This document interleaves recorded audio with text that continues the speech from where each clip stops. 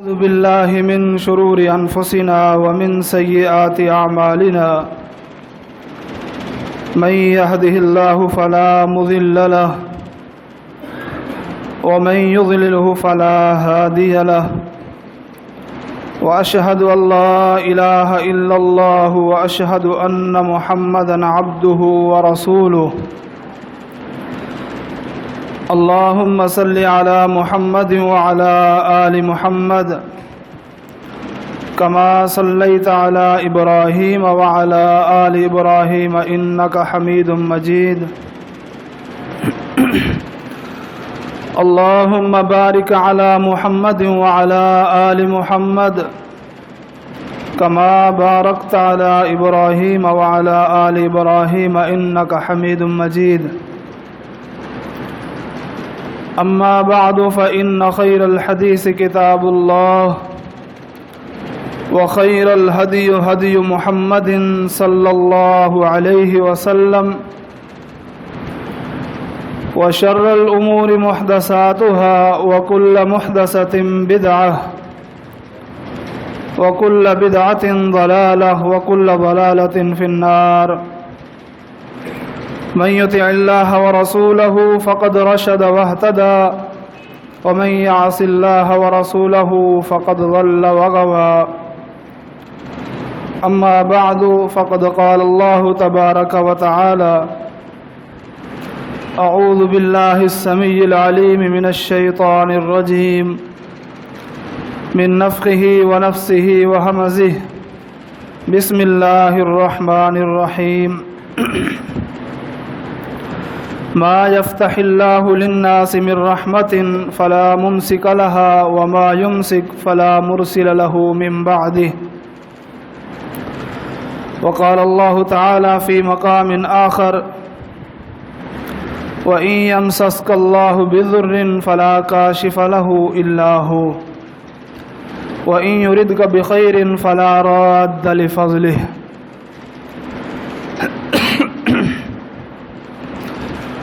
حمد و ثنا اللہ وحدہ لا شریک کے لیے جو اکیلا اس پوری کائنات کا خالق مالک اور رازق ہے۔ انگنت لا تعداد درود و سلام امام الانبیاء اکرم الانبیاء خاتم الانبیاء جناب محمد الرسول اللہ صلی اللہ علیہ وسلم پر بے شمار حمد و ثنا اور درود و سلام کے بعد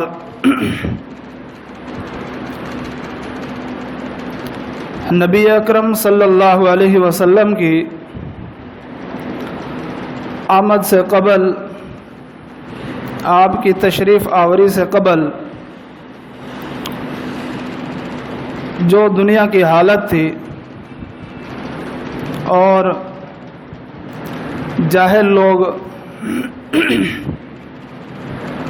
کن کن بیماریوں میں اور کن کن بدعات و خرافات میں اور بری عادات میں اور غلط نظریات اور عقائد میں مبتلا تھے،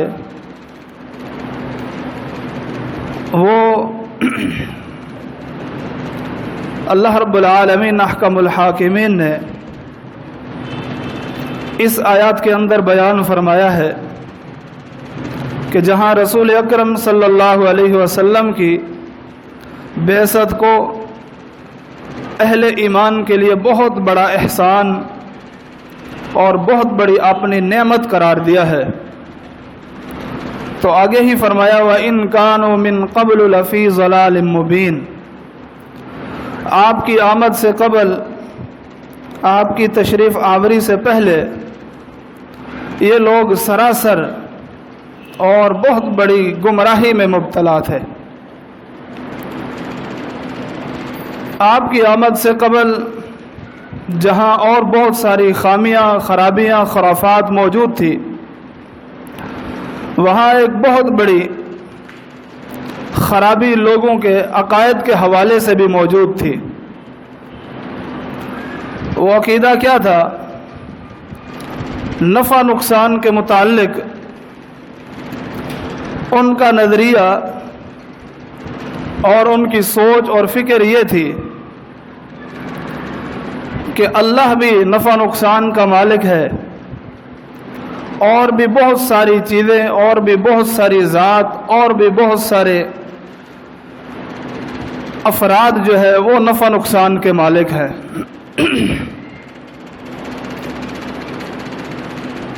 جبکہ نفع نقصان کے متعلق اسلامی نظریہ اور ایک مسلمان کی سوچ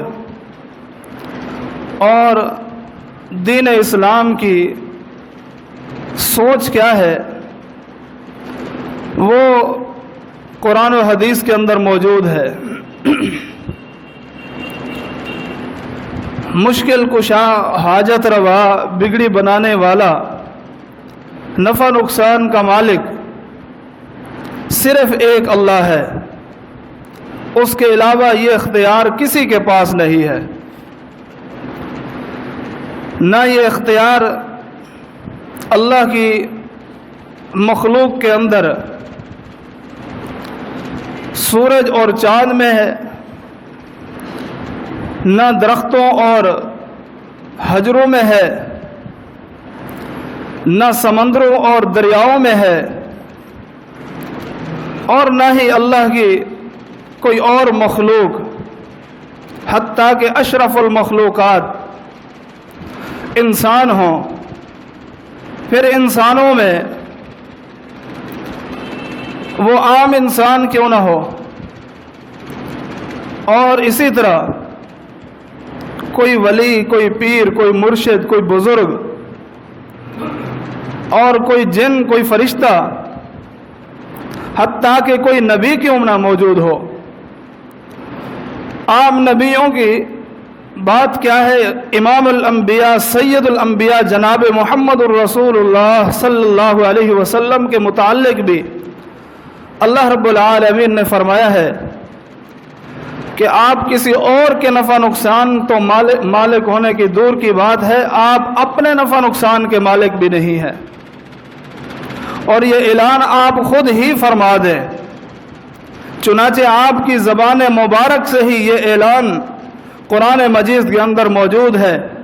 اللہ رب العالمین فرماتا ہے، آپ فرما دیجئے قُلْ لَا أَمْلِكُ لِنَفْسِي نَفْعًا وَلَا ضَرًّا إِلَّا مَا شَاءَ اللَّهُ، آپ کہہ دیجئے کہ میں اپنی جان کے بھی نفع نقصان کا مالک نہیں ہوں، ہاں جو کچھ میرا رب چاہے وہ مجھے نفع پہنچتا ہے اور مجھے نقصان پہنچتا ہے۔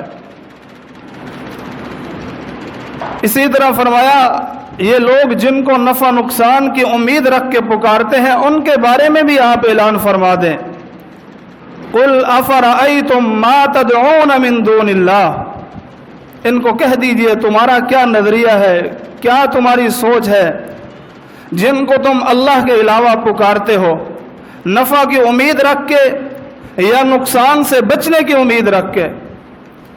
کیا تمہارا عقیدہ نظریہ ہے کہ یہ نفع اور نقصان کے مالک ہیں؟ اللہ فرماتا ہے ان کو کہہ دو، ان ارادنی اللہ بضر هل ہن کاشفات ضرہ، یہ اگر کسی کو نقصان پہنچانا چاہے، یہ اگر کسی کو نقصان پہنچانا چاہے تو ایک ذات ہے، وہ ان کو یہ اختیار نہیں دیتی کہ یہ کسی کو نقصان پہنچا سکے۔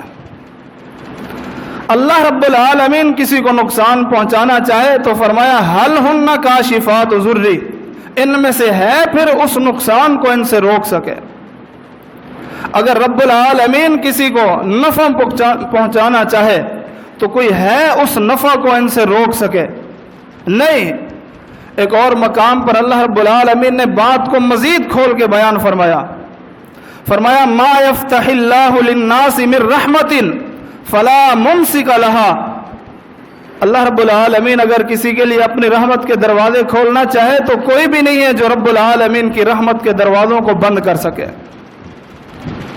وما یمسک فلا مرسل له من بعدہ، اور پروردگار اگر کسی کے لیے اپنی رحمت کے دروازے کھول دے تو ان میں سے کوئی بھی نہیں ہے جو رب العالمین کی رحمت کے دروازوں کو بند کر سکے۔ یہ اختیار رب العالمین نے دیا ہی کسی کو نہیں ہے، اور یہ عقیدہ اور نظریہ اس قدر اہمیت کا حامل ہے کہ رسول اکرم صلی اللہ علیہ وسلم نے ہمیں اس حوالے سے دعا سکھائی ہے. وہ دعا ہم میں سے اکثر کو آتی ہے، لیکن اس نظریے، اس سوچ پر ہم وہ دعا نہیں پڑھتے. اللہم لا مانع لما اعطیت، اے میرے پروردگار، اللہم لا مانع لما اعطیت، تو جس کو عطا فرمانا چاہے تو ان میں سے کوئی بھی اس کو نہیں روک سکتا. ولا معطی لما منعت، اے پروردگار اگر تو کسی سے کوئی بھلائی روکنا چاہے تو ان میں سے کوئی بھی نہیں عطا کر سکتا. ولا ينفع ذا الجد منك الجد، کوئی بھی نفع نقصان کا مالک نہیں ہے، وہ چاہے انسان ہو، وہ چاہے جن ہو یا چاہے فرشتے ہو. امام الانبیاء حضرت محمد الرسول اللہ صلی اللہ علیہ وسلم سے بڑھ کر اس کائنات کے اندر کوئی نہیں آیا. آپ امام الانبیاء ہے، سید الانبیاء ہے اور شفیع المذنبین ہے. آپ کے کمالات اور آپ کی افضلیت اللہ رب العالمین نے قرآن مجید کے اندر جا بجا بیان فرمائی ہے، لیکن نفع نقصان کے حوالے سے جو عقیدہ اور نظریہ رب العالمین نے بیان فرمایا ہے وہ یہی ہے کہ اس حوالے سے اختیارات اللہ نے کسی کو بھی نہیں دیے. تو حضرات، یہ نفع نقصان کا جو عقیدہ اور نظریہ مسلمانوں کے اندر موجود ہے، اس حوالے سے آپ دیکھیں یہی سب کچھ دور جاہلیت میں جاہل لوگوں کے اندر موجود تھا. ان کے اندر بھی یہی نظریات تھے. اور پھر بڑے افسوس کی بات یہ ہے اور عجیب حیرت ہوتی ہے، آپ بھی اس بات سے اتفاق کریں گے، اس حوالے سے نفع نقصان کے حوالے سے بات کہاں سے چلتی ہے اور کہاں تک آ پہنچتی ہے. انبیاء اور رسل سے چلی، جنوں اور فرشتوں سے چلی، وہاں سے چلتے چلتے پیروں، بزرگوں اور مرشدوں اور اسی طرح اللہ کے ولیوں تک آ پہنچی. پھر اس سے آگے بات چلی، پھر عام جس کو جو ہے وہ عامل کہہ دیا جاتا ہے، یہ عامل ہے، اس کو اپنی پاکی پلیدی کا پتہ نہیں ہوتا اور اس کو جو ہے اپنے طہارت کا پتہ نہیں ہوتا، لیکن یہ ہمارے نفع نقصان کا مالک ہے. پھر اس سے آگے چلیے، یہ مسلمان ہے. یہاں رک کے ایک اور بات آپ سمجھیے، اگر کوئی یہی بات کافر اور مشرک کہتا، کوئی بے دین کہتا، کوئی دین اسلام کا انکاری کہتا تو اتنا تعجب اور اتنا حیرت کا اظہار نہ ہوتا جتنا حیرت اور تعجب کا اظہار اس بات پر ہوتا ہے کہ ایک مسلمان ہے، کلمہ پڑھنے والا ہے، دین اسلام کو ماننے والا ہے، اس کے عقائد اور نظریات آپ جب دیکھیں یا اس کے اعمال اور کردار جب دیکھیں، اس کی سوچ اور فکر جب دیکھیں گے، حیران ہو جاتا ہے انسان اور آپ بھی حیران ہو جائیں گے. کیسی حیرت ہوتی ہے. آپ کے سامنے ہیں یہ ساری باتیں، میں اشارہ کرتا ہوں. دیکھیے، اللہ رب العالمین نے سب کچھ عطا فرمایا، اللہ نے دولت عطا فرمائی، مال عطا فرمایا. اس دولت، اس مال سے بہت ہی خوبصورت محل تیار کیا، گھر بنایا، گھر سب کچھ تیار ہو گیا ہے. اب اکثر و بیشتر دیکھنے میں یوں آتا ہے یا سننے میں آتا ہے، اس گھر کے آخری کونے پر اوپر ایک کالی ہنڈیا رکھ دی جاتی ہے. اللہ رب العالمین نے گاڑی عطا فرمائی، بڑی خوبصورت گاڑی، مہنگی. اس کے آگے یا پیچھے ایک پرانا ٹوٹا پھوٹا جوتی کا ایک حصہ لٹکا دیا جاتا ہے. اسی طرح آپ دیکھیں گے، صبح سویرے ہم گھر سے نکلتے ہیں، آپ بھی نکلتے ہوں گے، اور یہ نظریہ، یہ عقیدہ، یہ سوچ اور فکر مسلمانوں کے اندر موجود ہے. سامنے سے اگر کالی بلی گزر گئی تو پھر جو ہے وہ کیا یہ بات نکلتی ہے ذہن سے، ذہن میں کیا بات آتی ہے، راستہ کاٹ لیا اس نے، اب ہماری خیر نہیں ہے. صبح سویرے آپ اپنے دکانوں پر، مارکیٹوں پر بیٹھے ہیں، کوئی اگر آپ سے ادھار لینے والا آ جاتا ہے تو آپ اس کو ادھار نہیں دیتے. کیوں؟ صبح سویرے پہلا گاہک یہ ادھار لینے والا آ گیا ہے، اب تو سارا دن ہی ایسے گزرے گا. پھر اس سے بھی آگے چلیے، اللہ اکبر، پہلا گاہک آ گیا ہے، اگرچہ اپنا نقصان کرنا ہی کیوں نہ پڑے، ہم اس کو خالی نہیں لٹائیں گے کہ بسم اللہ کرنی ہے. اس کو خالی نہیں لٹائیں گے، اگر اس کو خالی لٹا دیا تو سارا دن ایسا گزرے گا۔ اس طرح کی بے شمار باتیں اور غلط عقائد اور نظریات اور توہمات جو غیر مسلموں کے اور جاہل لوگوں کے یہ توہمات تھے، وہ سارے کے سارے مسلمانوں کے اندر موجود ہیں۔ اس کے لیے فلاں شخص منحوس ہے، اس کے لیے فلاں ذات منحوس ہے، اس کے لیے فلاں چیز منحوس ہے، اس کے لیے فلاں ہندسہ اور فلاں عدد منحوس ہے، اس کے لیے یہ چیز ہے، اس کے لیے وہ چیز ہے، اور اس کے لیے اس کا جو ہے وہ فلاں عدد ستارہ ہے یا فلاں عدد اس کے ساتھ جو ہے وہ صحیح میچ کرتا ہے۔ یہ ساری باتیں کیا ہے؟ یہ دین اسلام کے خلاف ہے، شریعت کے خلاف ہے، پیارے پیغمبر علیہ الصلوۃ والسلام کی تعلیمات کے خلاف ہے، اور عقیدہ نفع نقصان کا جو ایک مسلمان کا ہونا چاہیے اس کے خلاف ہے۔ سارے دن اللہ رب العالمین نے بنائے ہیں، سارے مہینے رب العالمین نے بنائے ہیں، سب اوقات سب لمحات رب العالمین نے بنائے ہیں۔ کسی مہینے کو، کسی دن کو، کسی گھڑی کو، کسی وقت کو منحوس سمجھنا اور اس سے بدشگونی لینا، یہ دین اسلام کا عقیدہ نہیں ہے، یہ جاہلیت میں عقیدے ہے، جاہلیت کے یہ عقائد تھے، جاہلیت کی یہ سوچ اور فکر تھی۔ آپ قرآن مجید کا مطالعہ کریں، میں 2-3 مقامات آپ کے سامنے رکھوں گا۔ یہ کسی سے بدشگونی لینا، کسی کو برا سمجھنا اور اس کو منحوس سمجھنا، یہ مشرکوں کا اور کافروں کا عقیدہ تھا، یہ مسلمان کا نہیں ہو سکتا۔ حضرت موسیٰ علیہ السلام کے متعلق فرعون اور اس کے حواری یوں کہا کرتے تھے، قالوا انا تطیرنا بکم۔ یہ وہ لوگ، سورۃ یاسین میں آپ نے پڑھا ہے، پہلے آپ یہ واقعہ سن لیں۔ سورۃ یاسین میں چند نیک لوگوں کا تذکرہ ہے، ان لوگوں کے متعلق ان کی قوم نے کیا کہا جب انہوں نے ان کو توحید کی دعوت دی، جب نفع نقصان کے حوالے سے ان کو سمجھایا اور ان کا نظریہ بنایا، تو وہ کیا کہنے لگے؟ قالوا انا تطیرنا بکم لئن لم تنتہوا لنرجمنکم وليمسنکم منا عذاب علیم۔ ہم تم سے بدشگونی لیتے ہیں، ہم تمہیں منحوس سمجھتے ہیں، ہماری ترقی میں رکاوٹ تم ہو، ہماری ترقی میں رکاوٹ تم ہو، ہمیں تم ترقی نہیں کرنے دیتے، ہم جو کام کرتے ہیں اس میں تم ٹانگ اڑا دیتے ہو، ہمیں روکتے ہو، ہمیں ٹوکتے ہو۔ یہی بات موسیٰ علیہ السلام کو فرعون اور اس کے حواریوں نے کہی تھی۔ وَلَقَدْ أَخَذْنَا آلَ فِرْعَوْنَ بِالسِّنِينَ وَنَقْصٍ مِّنَ الثَّمَرَاتِ لَعَلَّهُمْ يَذَّكَّرُونَ فَإِذَا جَاءَتْهُمُ الْحَسَنَةُ قَالُوا لَنَا هَٰذِهِ۔ جب انہیں کوئی اچھائی پہنچتی تو کہتے ہیں یہ اس میں ہمارا کمال ہے، اس میں ہمارا کمال ہے، اپنے آپ کو کریڈٹ دیتے۔ جب کوئی نقصان پہنچتا تو کہتے یہ موسیٰ اور اس کے ماننے والے ہمیں ترقی نہیں کرنے دیتے، ان کی نحوست ہے، نعوذ باللہ۔ اور یہی بات امام الانبیاء حضرت محمد الرسول اللہ صلی اللہ علیہ وسلم کو بھی نعوذ باللہ کفار مکہ نے کہی تھی، وہ بھی یہی کہنے لگے، ان تصبہم حسنۃ، جب ان کو جو ہے وہ کوئی اچھائی پہنچتی ہے تو یہ کہتے ہیں ہذہ من عند اللہ، یہ اللہ کی طرف سے ہے، وَإِن تُصِبْهُمْ سَيِّئَةٌ فَمِنْ عِنْدِكَ، یہ کہتے ہیں اگر ہمیں کوئی نقصان پہنچا ہے، کوئی بیماری لاحق ہوئی ہے یا کوئی رکاوٹیں، کوئی بندشیں ہوئی ہیں تو یہ سارا کا سارا تیری طرف سے ہے، نعوذ باللہ محمد صلی اللہ علیہ وسلم۔ بتائیے یہ کن کا عقیدہ ہے، یہ کن کا نظریہ ہے اور کن کی یہ سوچ ہے؟ آج مسلمان اس سوچ کو لے کے بیٹھ جائے، آج مسلمان اپنے عقائد اور نظریات میں اس بات کو لے کے بیٹھ جائے، بندشیں فلاں کی وجہ سے ہوئی ہے۔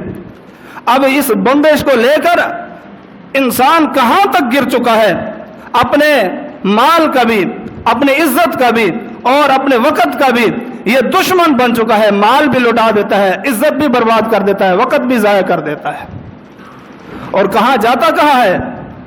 ان کے پاس جن کے پاس صرف جانے سے رسول اکرم صلی اللہ علیہ وسلم نے فرمایا جو کسی جادوگر کے پاس جاتا ہے، جو کسی کاہن کے پاس جاتا ہے، غیب کی خبریں دینے والے کے پاس جاتا ہے، کسی عراف کے پاس جاتا ہے، فال نکالنے والے کے پاس جاتا ہے، فرمایا اس کی 40 دن تک نماز قبول نہیں ہوتی، 40 دن تک نماز قبول نہیں ہوتی، اور اگر وہ جا کے اس سے کچھ سوال کرتا ہے اور کچھ پوچھتا ہے तो रसूल अकरम सल्लल्लाहु अलैहि वसल्लम फरमाते हैं फ़क़द कफ़र बिमा उन्ज़िल अला मुहम्मदिन सल्लल्लाहु अलैहि वसल्लम, उसने मुझ पर नाजिल की हुई शरीयत का इनकार कर दिया है। जिसका वबाल इतना हो, जिसकी वईद इतना हो, उसको हम खुशी खुशी छोटी छोटी अपने जो है नफ़ा और नुकसान के हवाले से, हालांकि मुसलमान का अकीदा क्या होना चाहिए, अभी आपने सुना कुल लन युसीबना इल्ला मा कतबल्लाहु लना, कुरान की आयत है। जो मुसीबत हमें पहुंचती है अल्लाह ने वो तकदीर में लिख दी है, और ये बदशुकूनी और नहूसत और ये फाल वगैरह ये तकदीर इलाही, यानी जो पहले लिखा जा चुका है उसके बिल्कुल जो है मुखालिफ है और तजाद है। इसलिए इंसान को चाहिए अगर कोई नुकसान पहुंचा है तो अपनी ज़ात की तरफ रुजू करे और अपने आमाल और अपने किरदार की तरफ रुजू करे, इसलिए कि रब्बुल आलमीन ने फरमाया ज़हरल फसादु फिल बर्रि वल बहरी बिमा कसबत ऐदिन नास मा असाबकुम मिन मुसीबतिन फबिन कसबत ऐदीकुम, जो कुछ भी तुम्हें मुसीबत पहुंचती है, जो तुम्हें नुकसान पहुंचता है, वो क्या होता है, फबिमा कसबत ऐदीकुम, तुम्हारे अपने हाथों की कमाई है, तुम्हारा अपने किरदार है।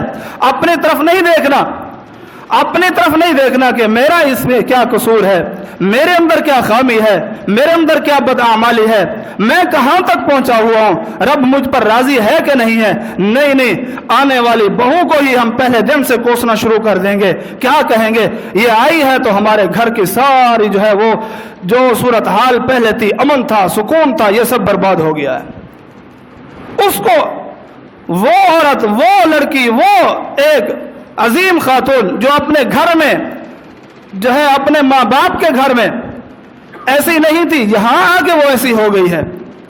इसी तरह आप देखें कोई भी नुकसान हो जाता है, उसका अपनी तरफ इशारा करना इंसान कभी सोचता ही नहीं है, सामने वाले को ही कहेगा। अगर कोई नुकसान हो गया है तो उस नुकसान की वजह दूसरों को ही ठहराएगा और दूसरों को ही बहतान और एहतमाम का और जो है वो इल्जाम का निशाना बनाएगा, अपने तरफ नहीं आता। और ऐसे ही ये फलां चीज है, ये फलां चीज है, उससे नहूसत, उससे नहूसत। ये सफर का महीना इस्लामी महीनों में से दूसरा महीना, इसके हवाले से वही तवहमात, वही बदशुगुनी, वही नहूसत जो दौर जाहिलियत में थी, रसूल अकरम सल्लल्लाहु अलैहि वसल्लम ने इसकी नफी की। आपने अलल ऐलान फरमाया ला अदवा वला तियारता वला हाम्मा वला सफरा, कोई बीमारी मुताद्दी नहीं है। इस हवाले से आप पिछले 6-7 महीनों में सुन चुके हो, इस पर हम बात नहीं करते। वला तियारता, कोई बुरा फाल नहीं है। तियर कहते हैं ये पैर से है, परिंदों को कहते हैं। दौर जाहिलियत में लोग अगर कोई काम करना चाहते, सफर पर निकलना चाहते तो क्या करते, उनके 2 काम होते, परिंदे उड़ाते, अगर वो सीधी तरफ चला जाता तो काम के लिए चल निकलते, अगर उल्टी तरफ ये चला जाता तो फिर जो है रुक जाते कि हमारे लिए अभी मुनासिब वक्त नहीं है।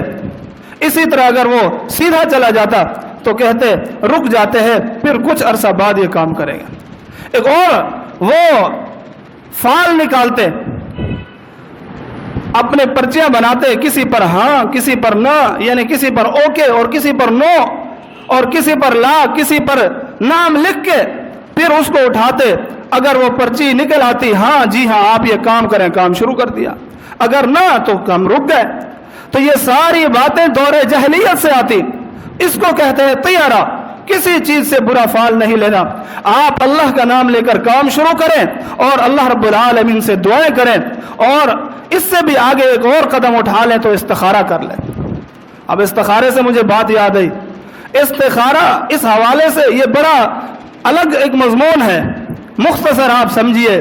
इस्तिखारे की एक दुआ है, खास तौर पे सहाबा फरमाते हैं रसूल अकरम सल्लल्लाहु अलैहि वसल्लम हमें इस्तिखारे की दुआ इसी तरह सिखाते जिस तरह कुरान मजीद की आयत हमें सिखाते, बड़े एहतमाम के साथ। बदकिस्मती से हम में किसी को याद ही नहीं है।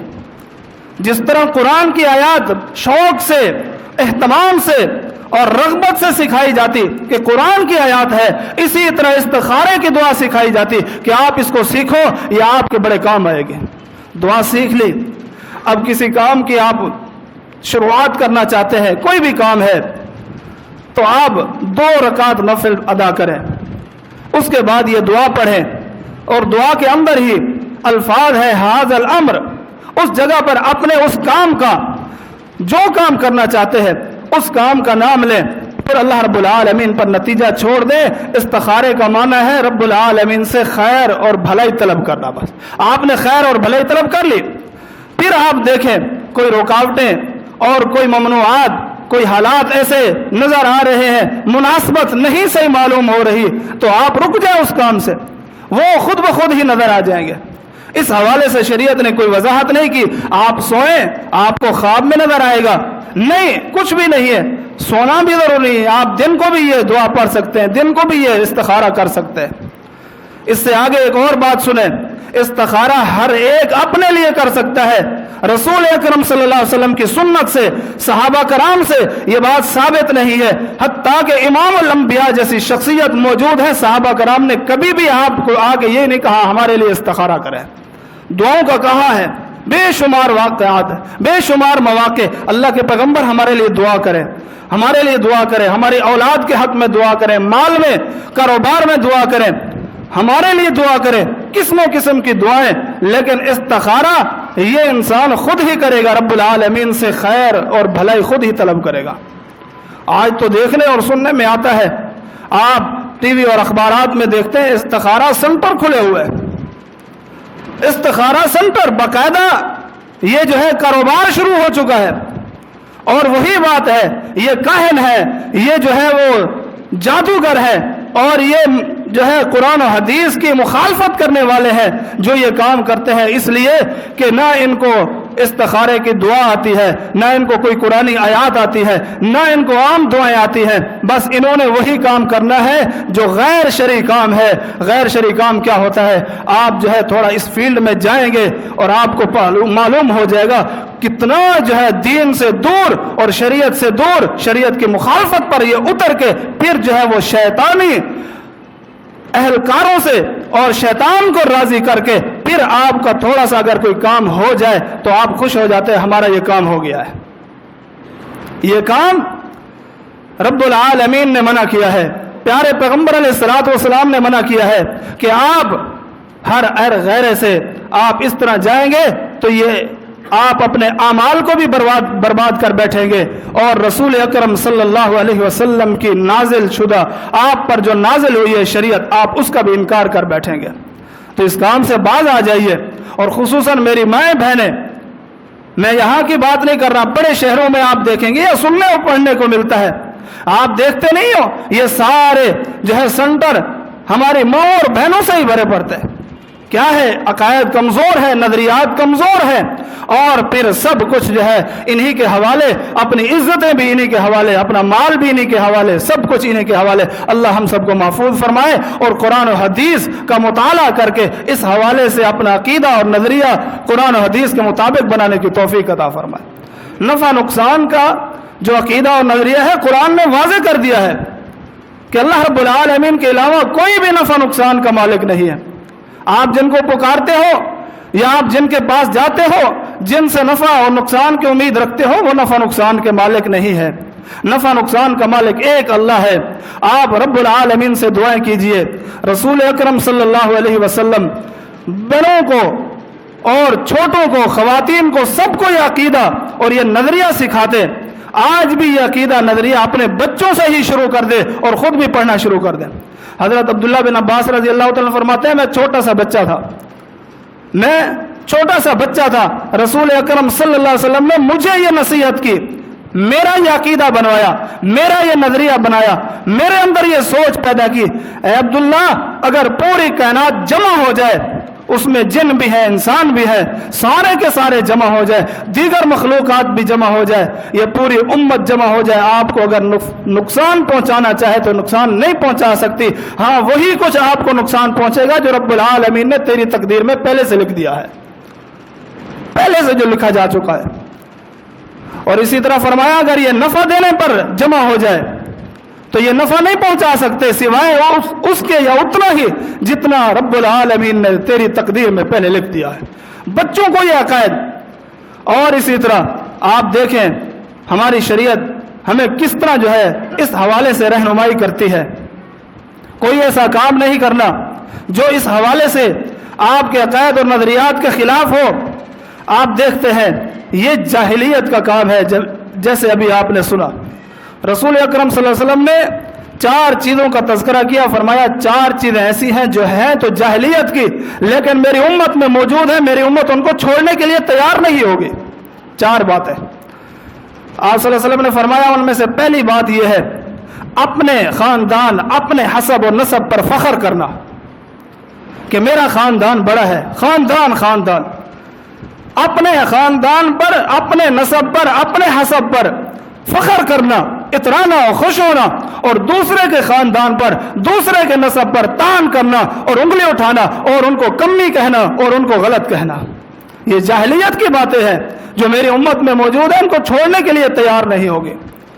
دوسرے نمبر پہ فرمایا والاستسقاء بالنجوم، ان ستاروں کے ذریعے بارش طلب کرنا، ان ستاروں کے ذریعے اپنی قسمتیں طلب کرنا، یہ بھی جاہلیت کی باتیں ہیں، لیکن یہ میری امت اس کو چھوڑنے کے لیے تیار نہیں ہوگی۔ جی آپ کا فلاں، آپ کا جو ہے آج کل ستارہ گردش میں ہے، آپ سفر پر نہ جائیں، آپ کا ہم شروع نہ کریں، آپ ابھی شادی نہ کریں، آپ رک جائیں، مجھے بتائیے یہ ساری باتیں مسلمانوں کے اندر موجود ہے کہ نہیں ہے؟ ٹی وی اخبارات بھرے پڑے ہیں، یہ جو ہے سٹار ہیں، یہ ستارے ہیں، اس کا یہ نمبر ہے، اس کا یہ نمبر ہے، فلاں ہے فلاں ہے۔ میرے بھائیو، رسول اکرم صلی اللہ علیہ وسلم فرماتے ہیں یہ جاہلیت کی باتیں ہیں، آپ ان سے رک جائیں، آپ ان کو چھوڑ دیں، یہ جاہلیت کی باتیں ہیں، ان سے آپ اگر نہیں رکے تو آپ کی ساری نیکیاں ضائع ہو جائیں گے۔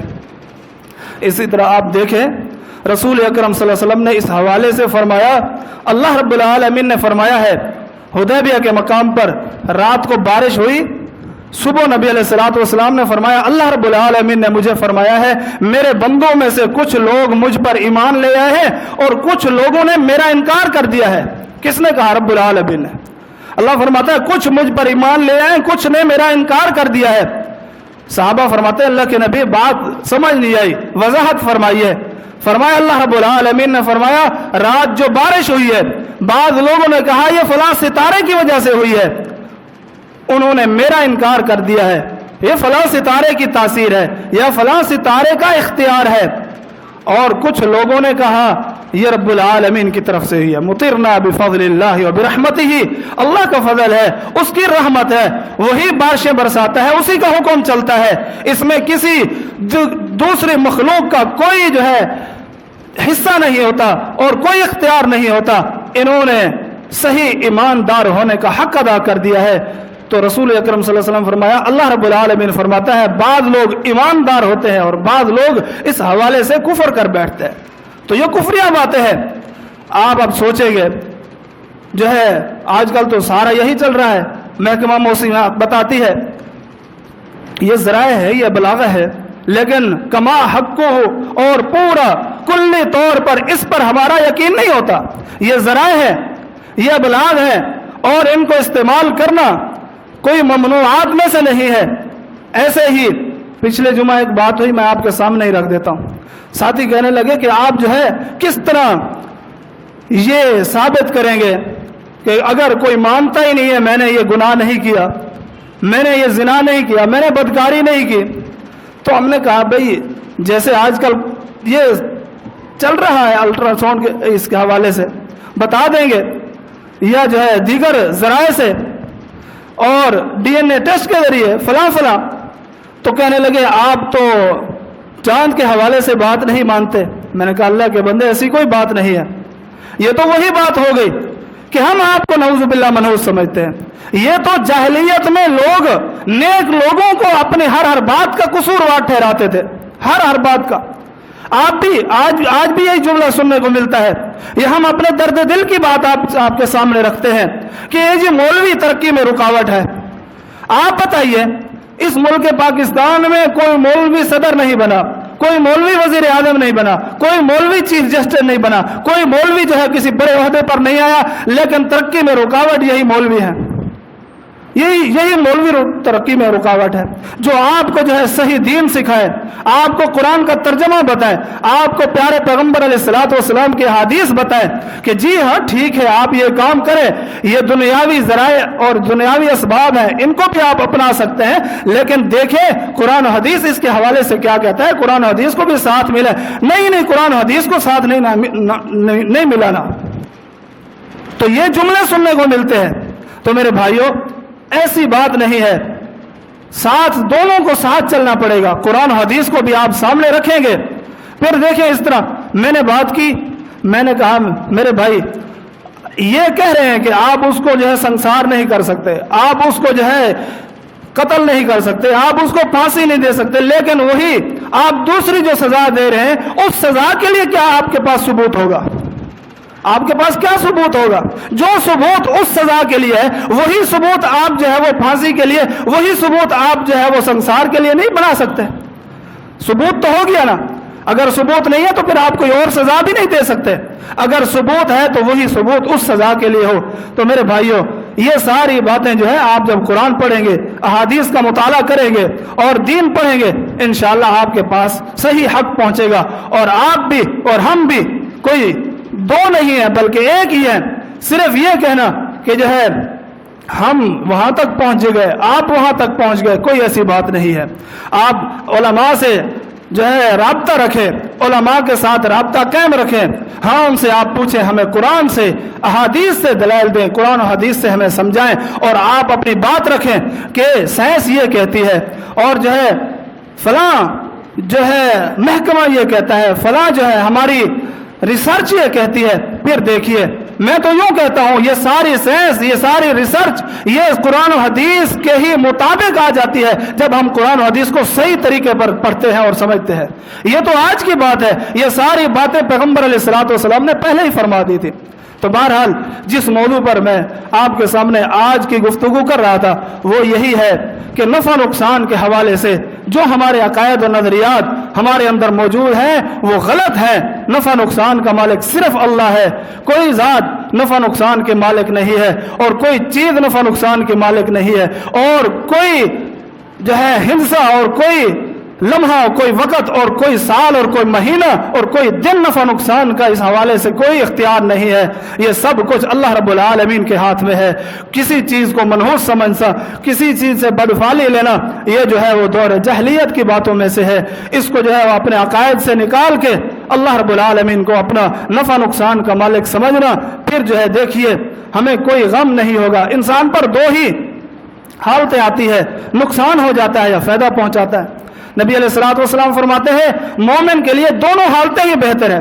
اگر اس کو کوئی نفع پہنچتا ہے تو رب العالمین کا شکریہ ادا کرتا ہے، اللہ رب العالمین اس پر خوش ہو جاتا ہے۔ اگر کوئی اس کو نقصان پہنچتا ہے تو صبر کرتا ہے، برداشت کرتا ہے، اللہ رب العالمین اس پر خوش ہو جاتا ہے۔ اس حوالے سے آخری بات سنیے، اللہ رب العالمین پر مکمل توکل اور بھروسہ کیجیے۔ یہ توکل، اعتماد اور بھروسہ ان ساری توہمات، ساری بدشگونیاں اور ساری نحوست والی باتوں سے انسان کو بچا دیتی ہے۔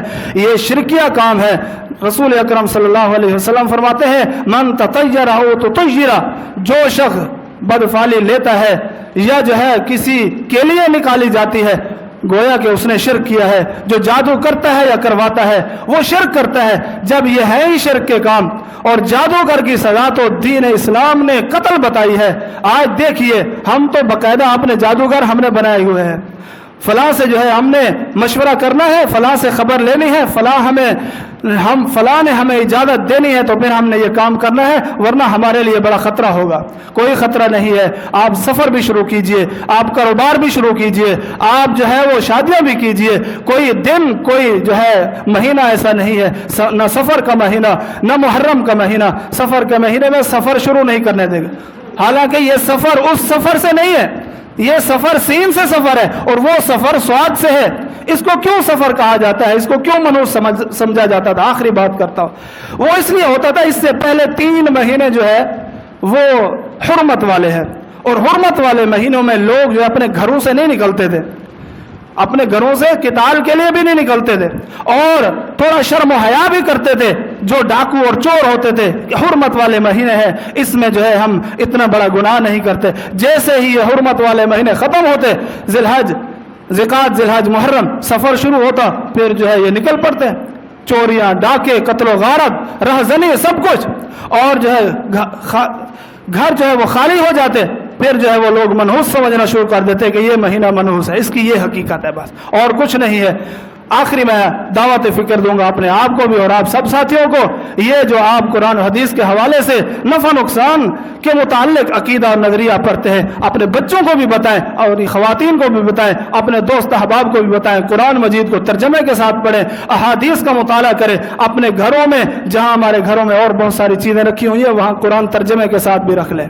جہاں ہمارے موبائلوں میں اور بہت ساری چیزیں ہیں, وہاں قرآن بھی ترجمے کے ساتھ ہو, احادیث بھی ترجمے کے ساتھ ہو. پھر دیکھیے اللہ رب العالمین کتنا رحمتوں اور برکتوں کا معاملہ فرماتا ہے. وآخر دعوانا الحمدللہ رب العالمین.